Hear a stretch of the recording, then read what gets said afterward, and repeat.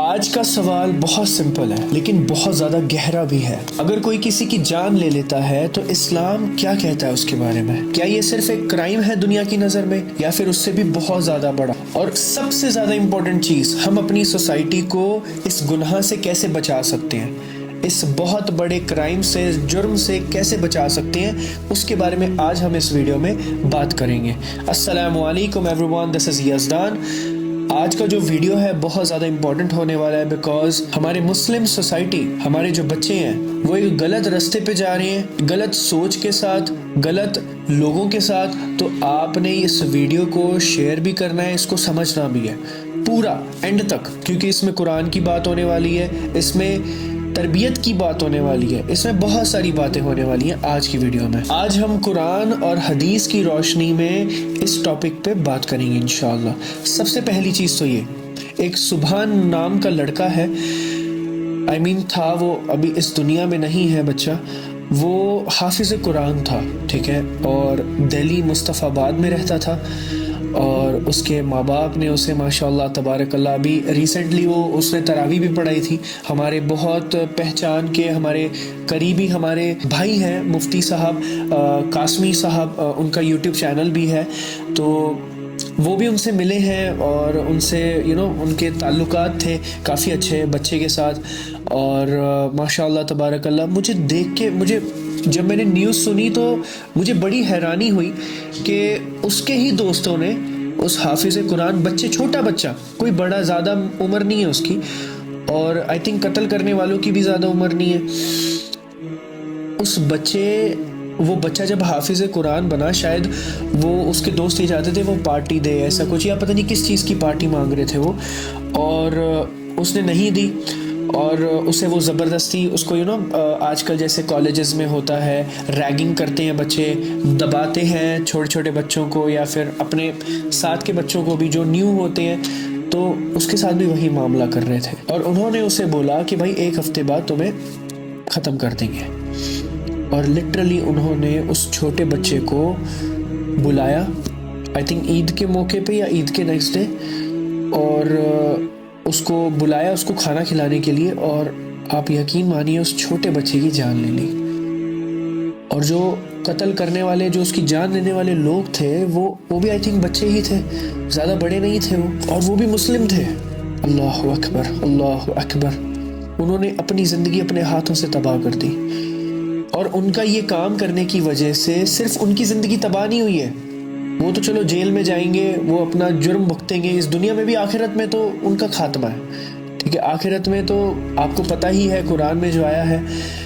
لیکن اس کے ساتھ ساتھ وہ جو ماں باپ تھے حافظ قرآن کے، ان کی زندگی کا کیا؟ انہوں نے اپنے بچے کو اتنی بہترین تربیت، اتنا بہترین حافظ قرآن بنایا، اور اس کے ساتھ ساتھ وہ جس بچوں نے قتل کیا، غلط کام کیا، ان کے ماں باپ کا کیا؟ ان کے ماں باپ پریشان، ان کے ماں باپ کا بھی سب اجڑ گیا، دونوں طرف کے بچے، ایک تو اس دنیا سے چلا گیا، اور ایک جو اس دنیا میں رہتے رہتے دنیا میں نہیں، ایسی سمجھ لو، مطلب نقصان کتنا بڑا ہوا ہے اس غلط کام کی وجہ سے۔ آپ کین یو جسٹ امیجن کہ آپ کے ایک غصے، ایک ایگو، ایک غلط کام کی وجہ سے کتنا بڑا نقصان ہو گیا، اور کتنے لوگوں کا نقصان ہو گیا۔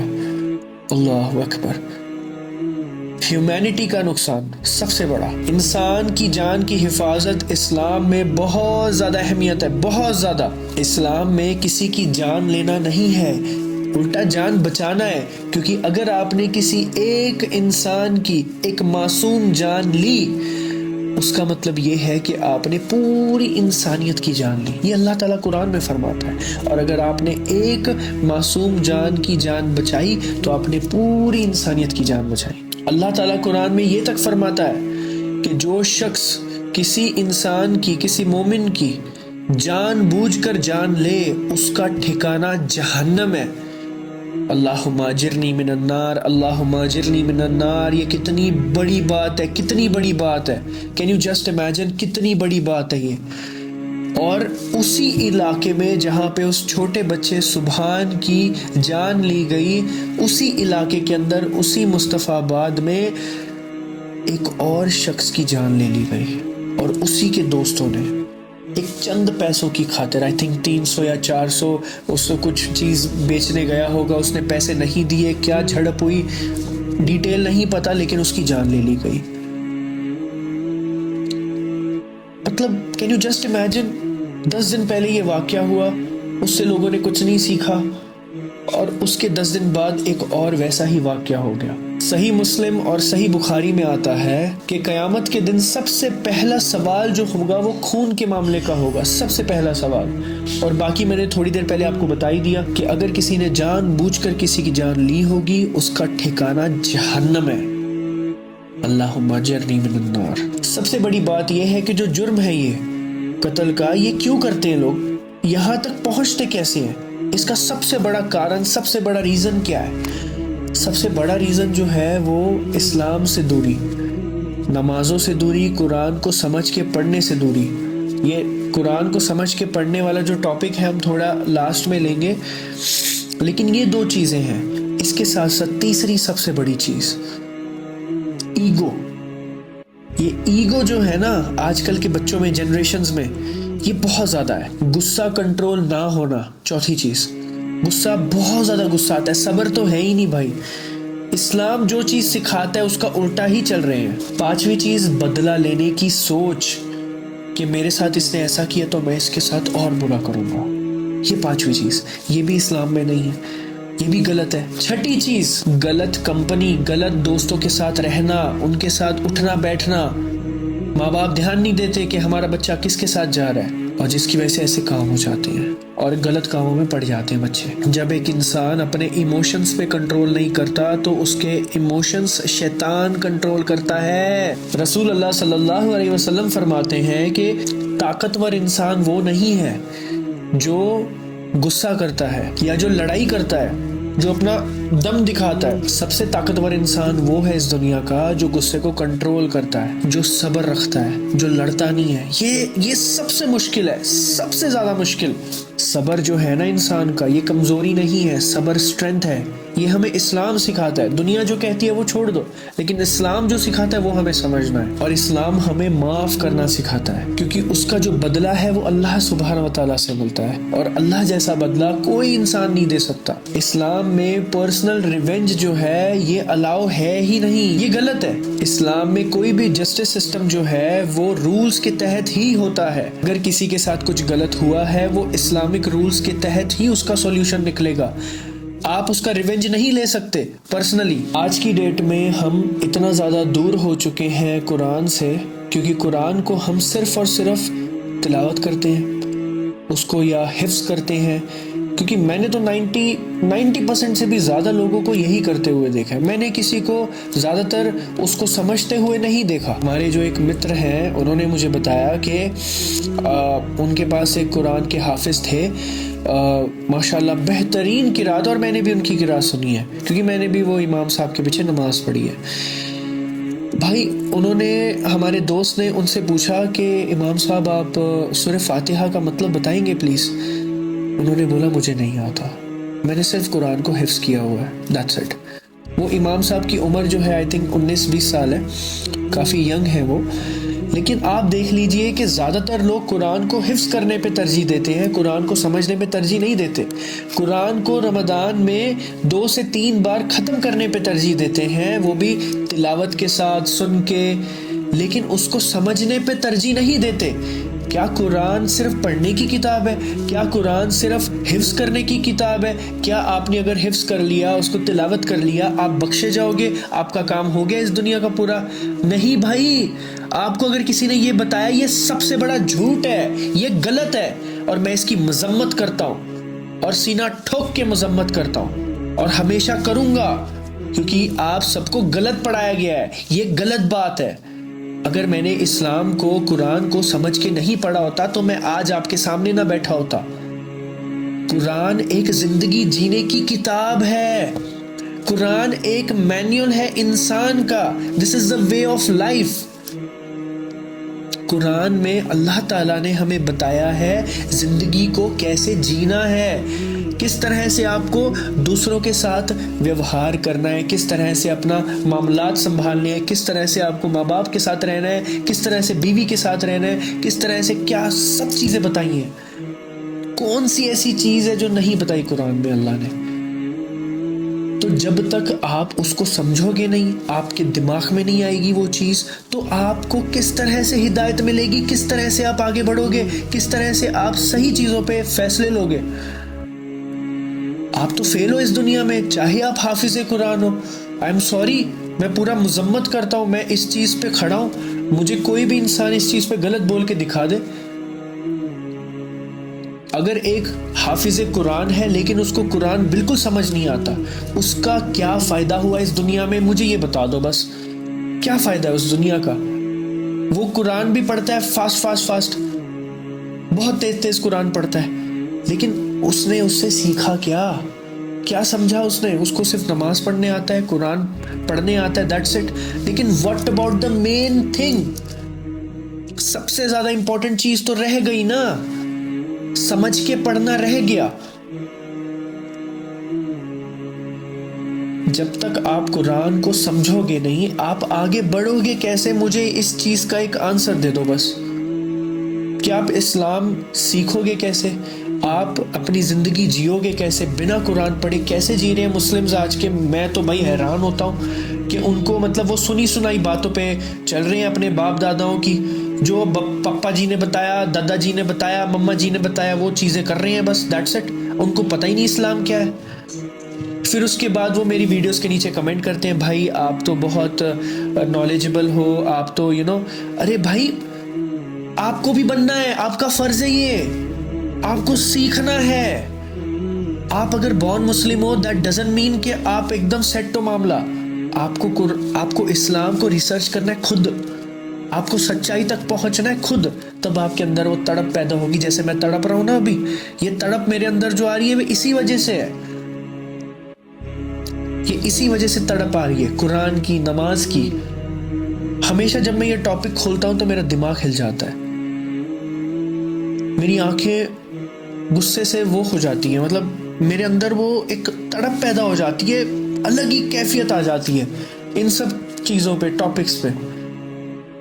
لیکن لوگ جو ہیں، ہمارے بھائی جو ہیں، وہ سمجھتے نہیں ہیں، وہ کہتے ہیں نہیں اس میں ثواب زیادہ ہے، اس میں ثواب ہے۔ ثواب ہے، قرآن پڑھنے میں ثواب ہے، کون منع کر رہا ہے؟ لیکن مقصد تو پورا نہیں ہو رہا۔ مقصد کیا ہے؟ پڑھنا مقصد ہے؟ نہیں، سمجھنا مقصد ہے۔ سمجھنا بھی مقصد نہیں ہے ایگزیکٹلی، سمجھ کے عمل کرنا مقصد ہے، یہ مقصد ہے۔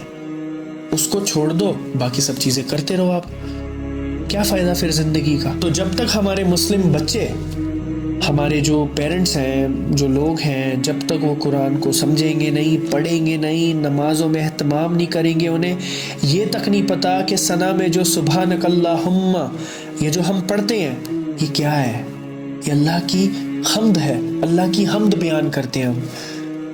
نماز سے پہلے اللہ کی تعریف بیان کرتے ہیں، اللہ کی تعریف کرتے ہیں۔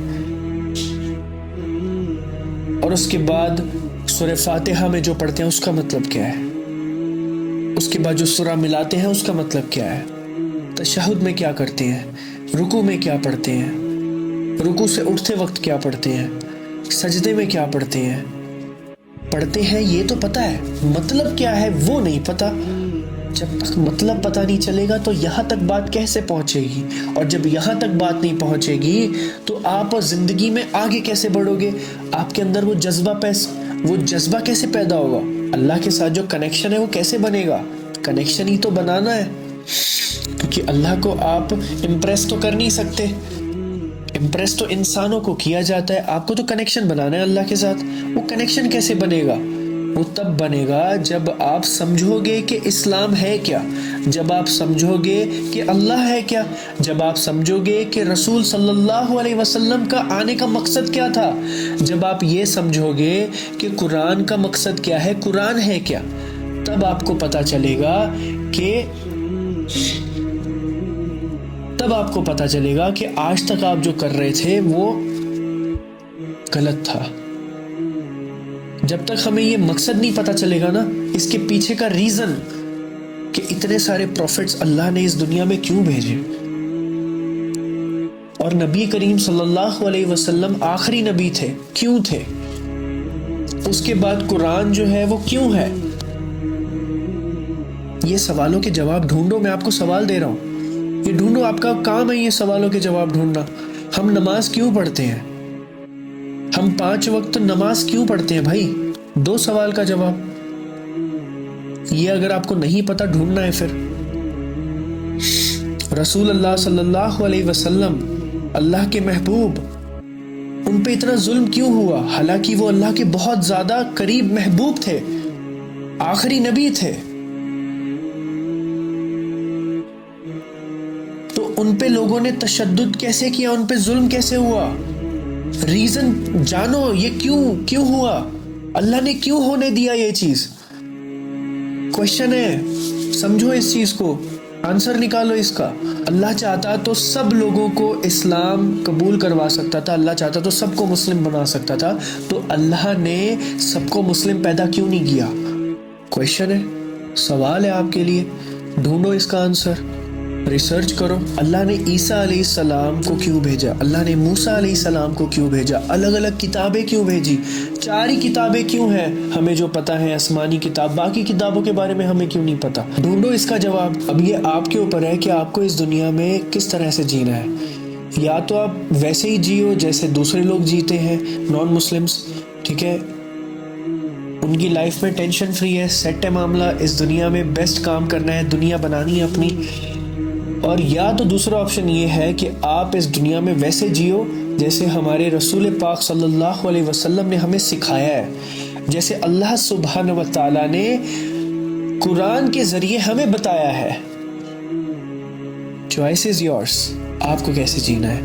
اسلام جو ہے داڑھی میں نہیں ہے، اسلام جو ہے ٹوپی میں نہیں ہے، اسلام جو ہے کرتے پجامے میں نہیں ہے. سوال ہے یہ آپ کے لیے، اسلام کس میں ہے؟